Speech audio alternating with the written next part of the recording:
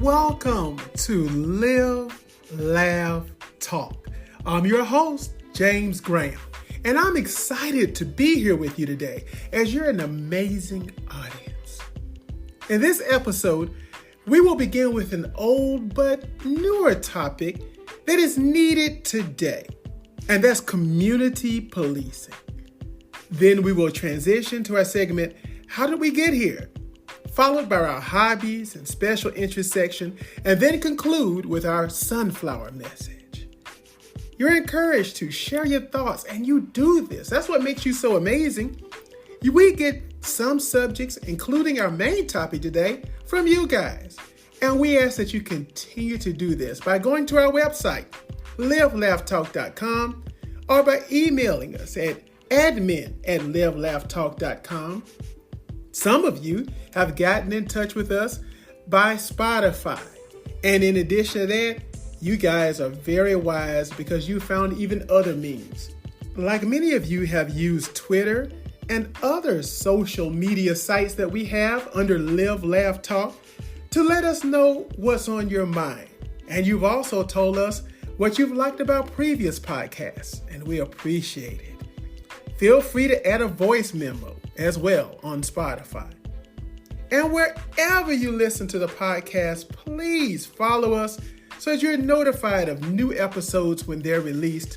We're going to also implement a program of sending out newsletters to you guys. So if any of you are happy to receive this newsletter, please respond by emailing us and letting us know that you want the newsletter. And we'll make sure that you're the first to get it. And also, as we always ask, please rate us your highest rating that you can on your platform. And we appreciate everything that you do for us as our podcast is starting to pick up ground. The topic that we will begin with is entitled Community Policing. At the introduction of this podcast, I mentioned that community policing is an old but new topic. What did I mean by that? Well, it's an older topic because when I was coming up, I was in grade school, we had the DARE programs. And they used this, they being the police department, as a way to get into schools and to get in touch with individuals in those schools. Let us know about different programs that the police would be instituting. And they use really cool things like helicopters and Lamborghinis and Corvettes that were police cars. We would have an opportunity to touch them, maybe sit in them. And we got to know the officers personally. Well, I knew an officer very well. My father is a former police officer. So I had an opportunity to grow up in a household with a gentleman who could speak and did speak very frankly about the police, the good and also the bad. But when we think about community policing today, I think we get the wrong idea. We're thinking of just a community managing itself. What we're talking about today is a community working together with law enforcement in order to bring about peaceful conditions. Because see, at the very core of any thriving community is what? It's public safety. We all depend on public safety in one way or the other, whether that's a stop sign, a red light, whatever it is that gives us the ability to feel comfortable living our lives without fear. Now, the governmental response to public safety has traditionally been law enforcement. But as society advances, the solutions employed to confront our complex problems must advance as well. And see, this is where the topic of community policing enters the picture. You see, because as well-meaning as a police officer may be, he may get into that role in order to help his fellow man. He can't overcome every public safety obstacle alone, just like other public servants, like teachers. Well, they can't be leaned on to be everything to a student. They can't be the counselor, the therapist, a security guard. They have to focus on teaching. Well, police officers should not be required to take on duties that our community has had to bring on in more modern times. In our modern times, we have mental health issues, substance abuse, families that need support. And a police officer, frankly, is not anyone's mental health expert. He's not a substance abuse specialist, nor is he a family support professional. That is where community can come in to assist our police officers. Now, the job of a police officer in his line of duty is to be able to desensitize a situation, to be able to walk into awful situations that none of us would want to get into and be able to de-escalate that. But what we're asking our police officers to do today is to be there for all emergency situations, to alleviate all public safety issues that arise. And that's a task that's too large. So what should happen instead? Well, that's where communities, again, can come in. You see, community policing is a law enforcement strategy that will focus on building positive relationships and collaboration between the police and the communities they serve. It aims to improve public safety by involving residents in problem solving and crime prevention efforts. These officers will work closely with community members to address local issues and tailor their approaches to meet the specific needs of the neighborhoods they serve. In this approach, it will promote trust, transparency, and communication between law enforcement and the public, leading to more effective crime reduction and also a stronger sense of community. In 2015, President Obama said, "On the City Hall of Camden, you got an inscription by Walt Whitman. In a dream, I saw a city invincible. In a dream, I see a country invincible," he went on to say. If we care enough to make the effort on behalf of every child in this country, Camden is showing that it can be done. I want America to show everybody around the world that it can be done.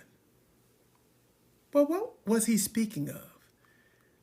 Well, see, 3 years ago, before he gave that speech, the murder rate in Camden, New Jersey, was 5 times that in neighboring Philadelphia, Pennsylvania, 18 times higher per capita than in New York City.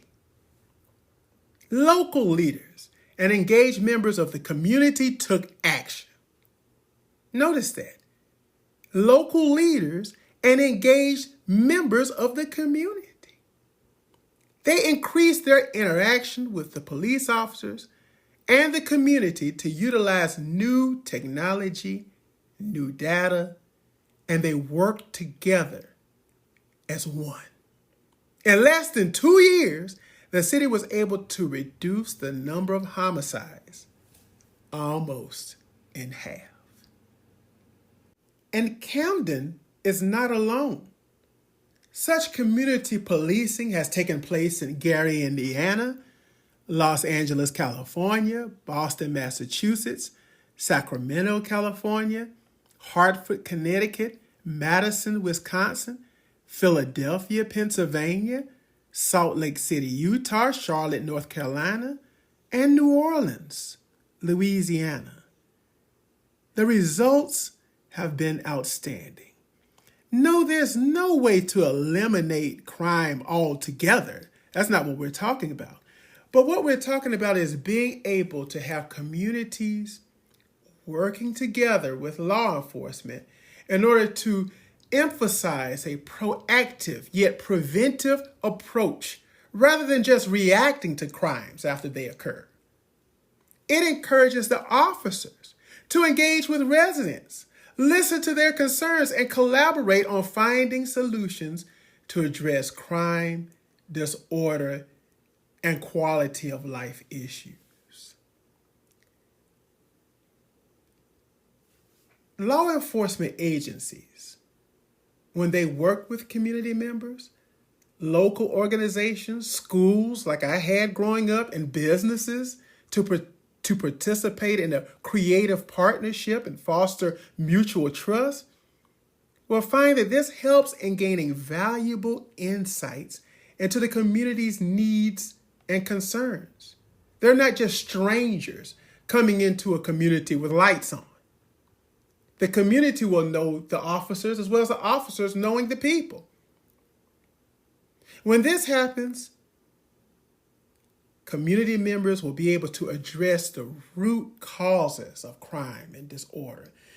They'll be able to analyze patterns and develop strategies to prevent recurring issues. And see, that's the case in most of our cities. It's recurring issues. The same thing that happened 5 years ago is still happening today. But the officers may not have all the details. It's that community that may know everything that's going on. And working together will help those officers to be able to police properly. If police officers attend community meetings, events, and activities, they will be more accessible and approachable, breaking down barriers between law enforcement and the public. Yes, we find today that in many communities, the police officers are not aware of the individuals, racially or otherwise, in that community. And see, that is where racism actually begins. Racism is actually ignorance. It's one person not knowing anything about the culture of another. But once police officers are in a community, they're there, they know the names of the people know their names, it breaks down all of those barriers. No longer is anyone afraid. We have so many police officers saying, well, this happened because I was afraid of my life. Well, you won't be afraid anymore if you know who that person is, right? And this is how those barriers can be broken down. Officers focusing on preventing crime and maintaining order will be able to do so and not have to respond to other type of emergencies that the community may be able to help with. The community may be able to help with mental health type programs, homeless programs, and working coordinates with the police so they're not tied up with something they really can't solve. They can stick to what they're best at. And we've seen this in television shows as of late.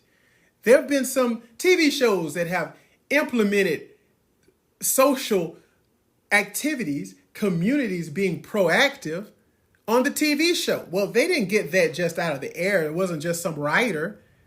But these TV shows, as in communities, like in Seattle, Washington, there's a TV show that takes place there. There's also one that was in East New York. And they implemented programs as police officers moved into maybe low-income areas. Was given a stipend to move into those areas so that they can be there and be a part of the community, not just police the area, but to be a part of that community so that everybody there felt comfortable with those police officers. They were their neighbors. Also, the show in Seattle, Washington. What did it do? It made sure that there were mental health programs and programs that also dealt with family support So police officers didn't have to stop taking care of crime so they can come and help a family that the parents are having a disagreement. There were community involvements there. You see how that worked? And in doing that, it encourages departments to decentralize decision making, allowing officers to have more autonomy in addressing their local concerns because, see, they know their community. In addition, this will help police officers to be trained more culturally. They'll be culturally sensitive to understand the diverse backgrounds and perspectives of every community that they serve, as mentioned earlier. So by implementing community policing strategies, law enforcement agencies can foster a sense of ownership and pride among community members in making their neighborhoods safer. It's happening. This approach has been successful in reducing crime rates, improving community relations, and enhancing overall public safety. In thinking of all of this, it brings us to the very thought that in all these cities that's bringing these things into reality, we name some of them. There are states that are busy in this as well. Tennessee is one of those states that's funding its own department in this. Shreveport, Louisiana is a city that has gone hands in with dads on duties. It had over 40 fathers patrol the hallways of high schools and such. It's happening, people, and it's working.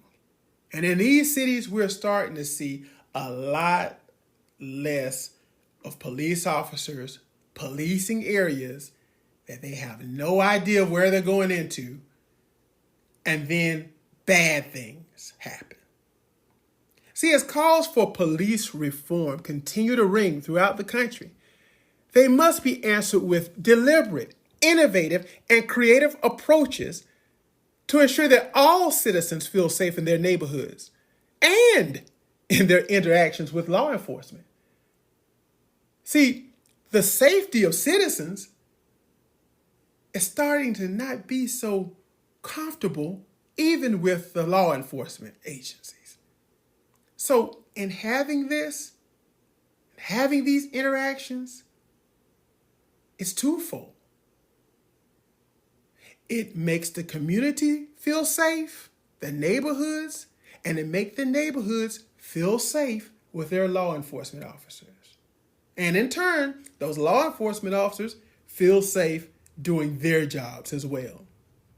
Yes, community policing initiatives bridge the gap between officers and citizens that often leads to distrust and condemnation. Combined with mainstream and robust reforms to policing practices, they can help deliver the trust-based policing that will keep all of our communities safe. And at the end of the day, isn't that what all of us want?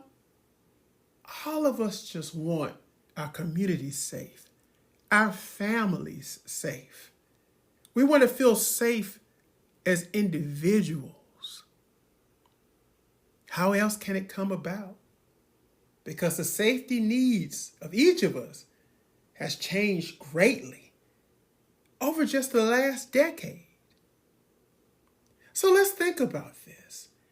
And if you have such community policing taking place where you live, participate. If not, seek to get such programs started. Why? Because you will find yourself a happier person through programs that will make a community feel safe by bridging the gap between its residents and its law enforcement.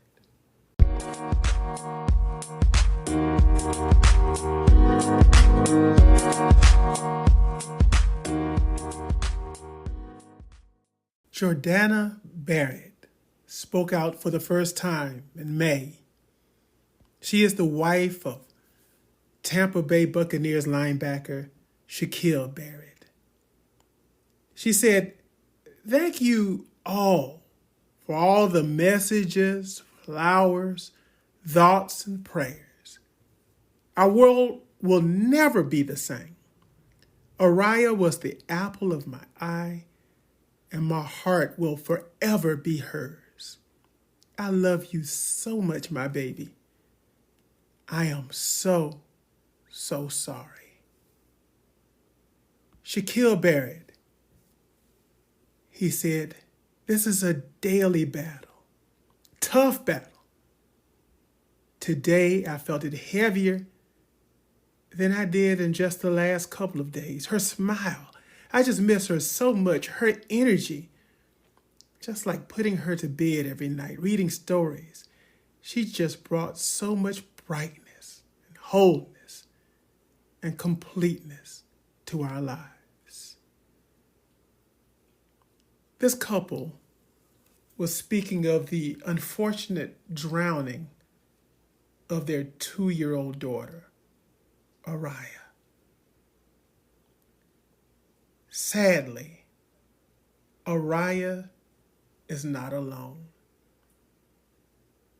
Each year, we have children drowning in increasing numbers. Within the last year, 3,572 people died from drowning.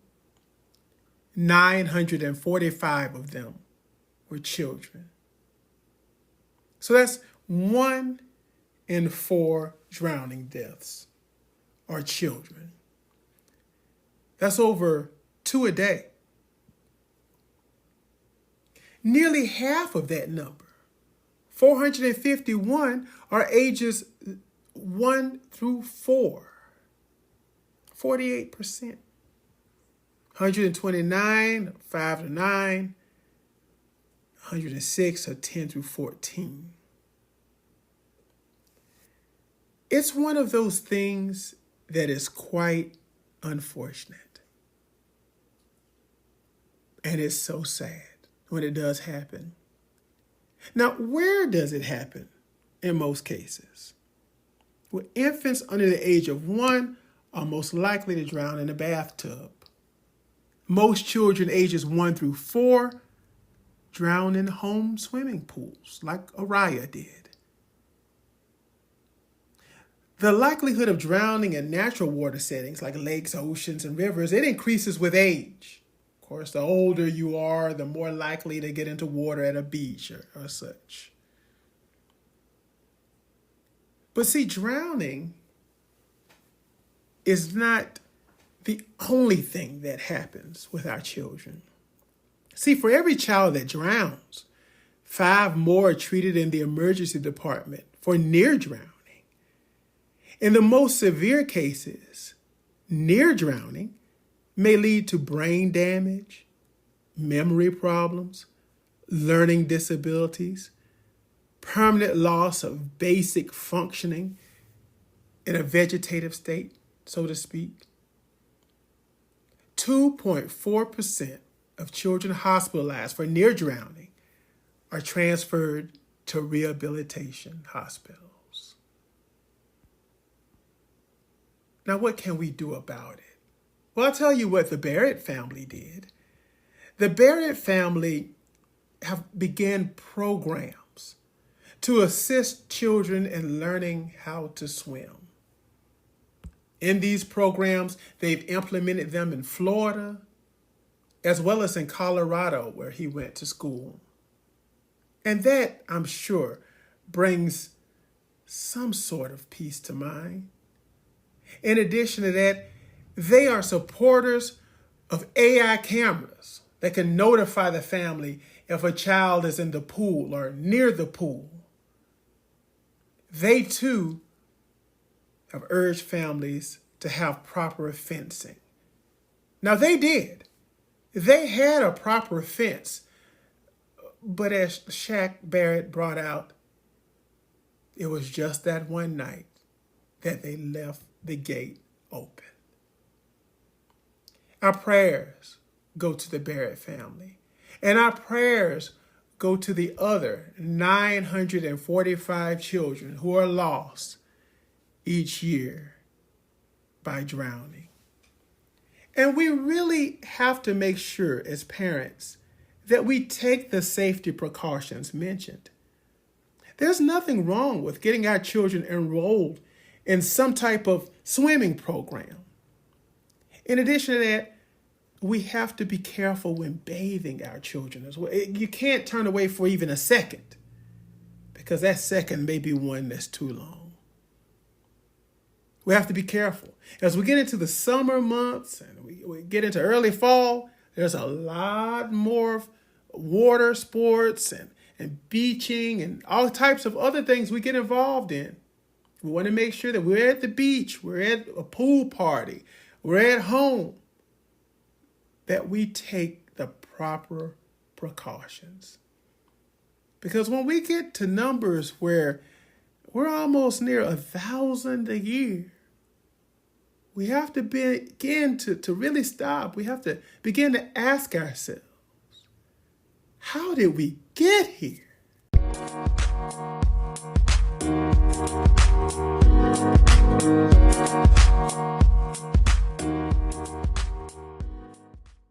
Our hobbies and special interests for this podcast would be TV streaming. Now, in talking about TV streaming, it's always advantageous when we talk about anything that's now and yet future to talk about what we had in the past. Yes, we revisited old flip phones when we talked about cell phones. When we spoke of cars, we talked about the past there too. Now here we go with TV and streaming. So I'm going to talk about the past a little bit.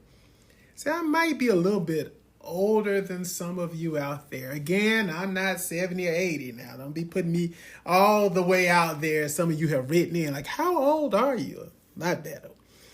But I remember when TV went off. It came on at a certain time. It went off at a certain time. You just got static.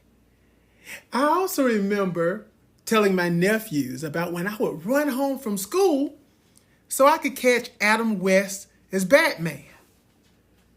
And my nephews looked perplexed and confused. They were like, well, why did you run home? Why didn't you just record it? See, I remember when we didn't have recorders. A VCR is antique now, but that would have been technology at the time that Adam West was on TV. And again, don't try to guess my age, because I wasn't born in the 60s and all that. Yes, I was watching the reruns more than likely of Batman. But here we are talking about the lack of technology. I remember too, when I was the remote control. My mom and dad would be like, turn to such and such channel. Get up and turn to that channel. I was the remote control. Well, now we just have remote controls in our hand, or we can use our phone as a remote control. So we've come a long way. But enough about me and my age and, and where we've come from the old days. Let's talk about the advantages of streaming TV. Because, see, I remember, like I mentioned, when we just had 3 major networks. Then we got Cablevision. Satellites in the air, and it's beaming down satellite information, our cable TV to all of us. I remember when there were satellites put outside people's home that was about the quarter of the size of their home. And then we thought we were really advanced when they made those satellite TV systems where the dish was about the size of your plate that you eat off of. They could put that on your porch, on your roof. But now we've gotten so much further that that's even laughable. You pass by a house and you see a satellite now, you know how long that house has been there. Because now through the internet, through just a wire that comes into your home, we have streaming TV. And back in the old days, when we first had cable and we had those satellites, we had contracts Oh, people would tie you down. They would put your credit at risk. It was a big deal. What do we have today? Well, today we have flexibility. We have convenience. We can watch content when we want. See, I didn't have to run home and watch Batman like I did in school. And like my nephew's like, why you just record? I don't even have to do that. I can just click on demand and watch any show I want to watch anytime. See, it works with my schedule. No more need for even a DVR or a virtual DVR as we have today with streaming. Just content on demand. In addition to that, streaming platforms provide a vast library of TV shows, movies, documentaries, original content, and it caters to all of our tastes and interests. For me, I like superhero movies. So I've got streaming networks that let me look at DC Comics, Marvel Comics, whatever else I wish to look at. I can see everything in its original content to my taste and my interests. Also, I don't have to be at home. I don't have to be a prisoner to my TV. I could watch any show, anytime on my smartphone, on my tablet, on my computer. Even if I'm staying in a hotel, I can take one of my little devices with me. And we have so many devices out today. We have Roku. We also have Fire Sticks. We have the Apple TV. You can just pack your Fire Stick or whichever one of the three with you when you go out of town. Sit there in the hotel and watch it just like you were at home. And maybe not even do that. Some streaming services will allow you to do everything you need to do right off your tablet. Amazing. What a world of technology, especially if you're a TV viewer, you're a movie viewer. It is your time. Also, if you're like many of my friends who hate ads. Now, see me, I love advertisement. You know why? Because ads pay bills. I can't wait until I get ads on the podcast. Why? Not to annoy you guys, but so James gets paid. I love ads, but some hate them. So now with your streaming services, you can get ad-free experiences. Some of my friends won't even watch a TV show when it comes on network TV. They watch it the next morning or the next afternoon on their on demand with no ads at all, no commercials, nothing interrupting their viewing. And you know what? It's easier to binge that way, I've noticed, because once you take a 30-minute sitcom, you take all the commercials out, you've got a 20-minute show.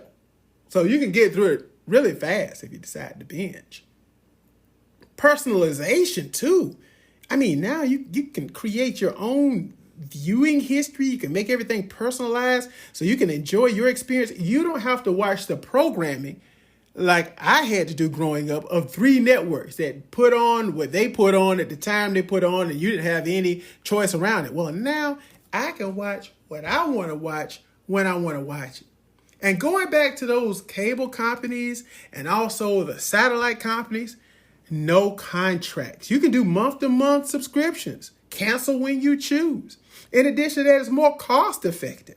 If you take your average old cable contract and you look at if you had all of the stations that you want, it could almost be $200 or be $200. You can basically take your streaming service, pick here and pick over there what type of things that you want to see, and you can make it more cost effective for you and your family. Cut that bill in half or maybe cut it 3/4 of the way.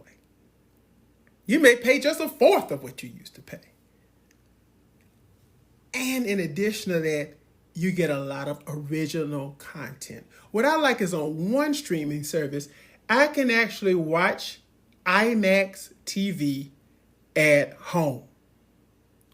That blows my mind. It looks, just like it would if I was sitting in a theater with IMAX.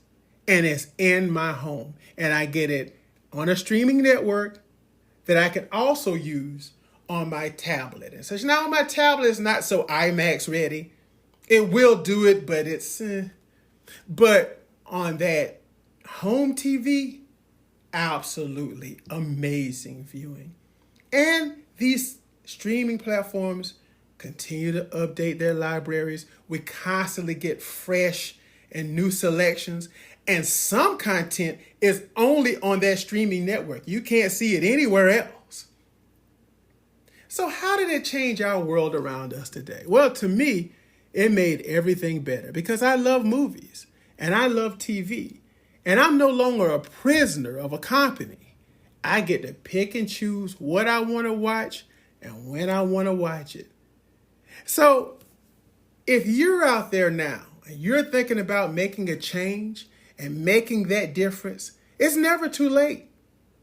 I have an 80-year-old father who's now streaming and he loves it. At first, when I was telling him about it, he's like, I don't know. But then when we hooked him up, he's the man. That TV is on all the time. And he tells me what he watched and what he caught and what new programs are out there. So you're never too old. But if TV is not really your thing and you're not really an addict, it still can be helpful because you don't have to buy some huge package. You can just get the programming that you wish to see. So as I said earlier, technology, what a joy it is in our day and time. Yes, there's a lot of disadvantages. There's a lot of nonsense. But for the most part, I have to say, what a time we live in. Our sunflower message will be the lyrics of Stand By Me by Benny King. When the night has come and the land is dark and the moon is the only light we'll see, no, I won't be afraid. Oh, I won't be afraid. Just as long as you stand by me. So darling, stand by me. Oh, stand by me. Oh, stand. Stand by me. Stand by me. If the sky that we look upon should tumble and fall, or the mountain should crumble to the sea, I won't cry. I won't cry. No, I won't shed a tear. Just as long as you stand. Stand by me. Darling, stand by me. Oh, stand by me. Stand by me now. Stand by me. Whenever you're in trouble, won't you stand by me? Oh, stand by me. Stand by me. Beautiful words when we live in such a world that is surrounded by toxic relationships, and let's not even mention all of the craziness that goes on. When we have those ones that we can depend on and they stand by us, it does make us feel strong. On Cash App, $ Live Laugh Talk, and on Twitter at Live Laugh Talker, also on Spotify at the $. You can donate and support our podcast. And on Good Pods, we want to mention this. We have moved to the 25th spot as far as our self-improvement programs. We are now number 25. Yes, it's because of you guys. It's because that you continue to rate us high on your podcast platforms. You have continued to tell your friends, you've continued to tell your family, and you've told your colleagues about us. And what is the result? Out of all the ones out there, we're continuing to rise to the top. This is James and George's baby boy signing off. And as you know, I can't wait to talk with you again soon.